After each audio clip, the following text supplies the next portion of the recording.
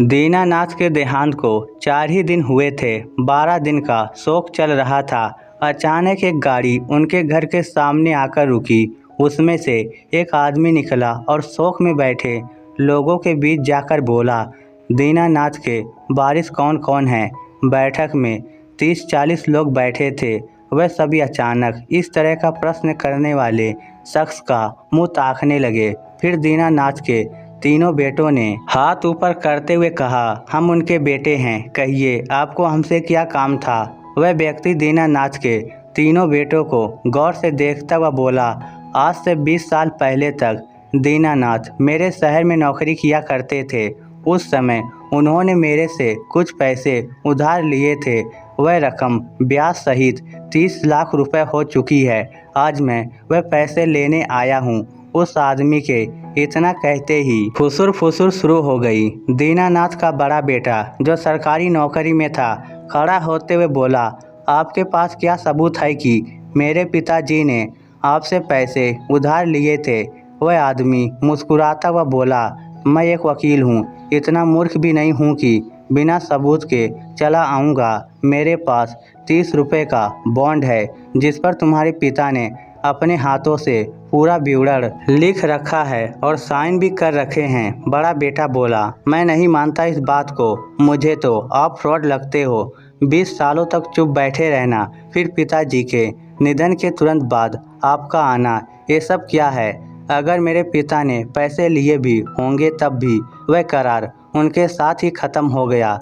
मैं पैसे देने से साफ इनकार करता हूँ। दीनानाथ का दूसरा बेटा जो ठेकेदार था, बिल्डिंग बनाने का काम लिया करता था, खड़ा होकर बोला, वकील साहब आप जिन पैरों से चलकर आए हैं उन्हीं पैरों से वापस चले जाइए।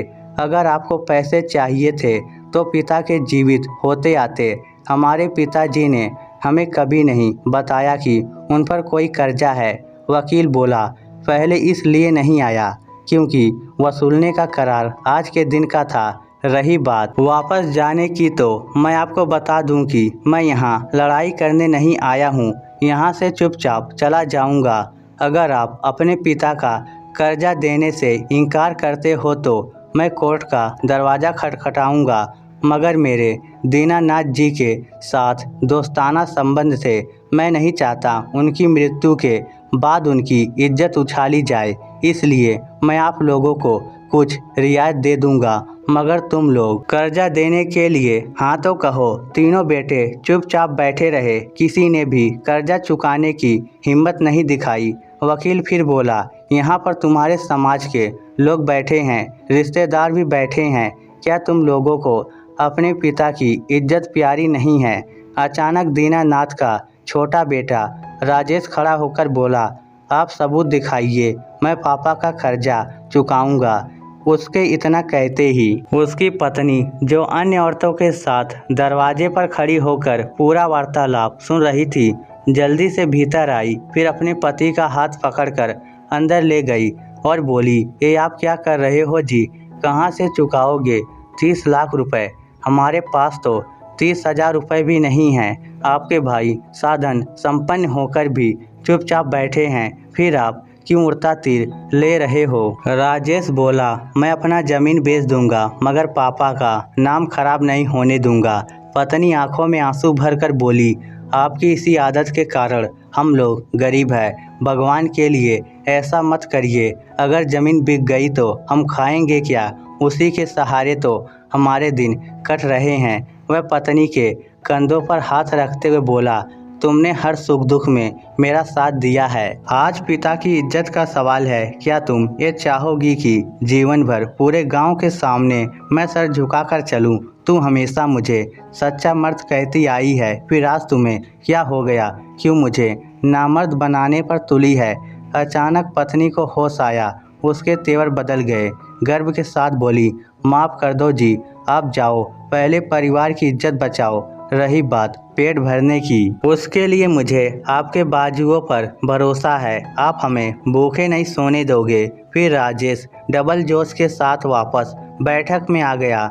लोग अब भी धीमी आवाज़ में खुसुर फुसुर कर रहे थे।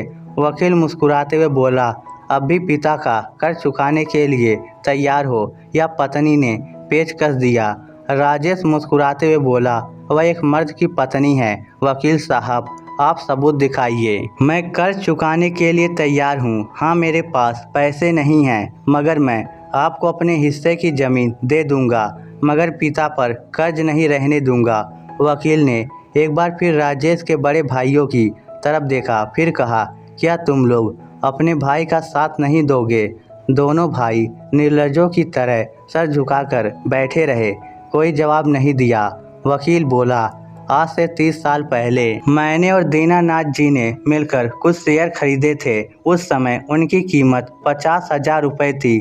शेयर खरीदते वक्त ये तय हुआ था कि दोनों में से किसी एक की मृत्यु होते ही शेयर बेच दिए जाएंगे और जो रकम मृतक के हिस्से में आएगी वह उसकी योग्य संतान तक जीवित हिस्सेदार पहुंचाएगा। जीवित हिस्सेदार के पास ये पूरा अधिकार होगा कि वह हिस्से की रकम सभी बेटों में बराबर बांटे या किसी एक को दे, ये उसकी मर्जी पर निर्भर करेगा। वकील आगे बोला, चूंकि मैं ही वह जीवित शख्स हूँ, मेरे पास पूरा अधिकार है कि दीनानाथ का वह हिस्सा मैं किसी को भी दे सकता हूँ। इसलिए मैंने कर्ज का नाटक किया। उन पर कोई कर्ज नहीं है, बल्कि शेयर बेचने के बाद और टैक्स काटने के बाद कुल 80 लाख रुपए उनके हिस्से में आते हैं और वह 80 लाख रुपए मैं दीनानाथ जी के छोटे बेटे राजेश को देने की घोषणा करता हूं, क्योंकि राजेश ही उनका सच्चा हकदार है। जो बेटे पिता का ऋण चुकाना अपना कर्तव्य नहीं समझते, उनका पिता की संपत्ति में भी कोई हक नहीं बनता। इतना सुनते ही सभी लोग आश्चर्यचकित रह गए और दीनानाथ के दोनों बड़े बेटों का मुंह उतर गया। उनकी पत्नियां कुछ देर पहले देवर को मूर्ख समझ रही थी, अब वह अपने पतियों को खा जाने वाली दृष्टि से देख रही थी।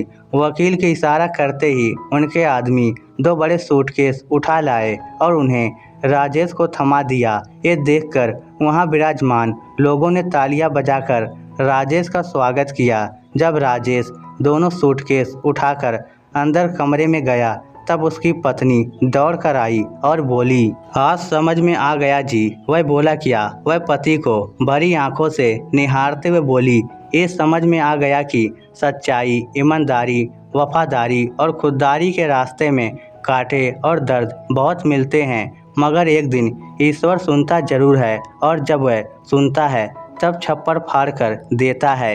इस स्टोरी को लेकर आपकी क्या राय है? नीचे कमेंट करके हमें ज़रूर बताइएगा। धन्यवाद।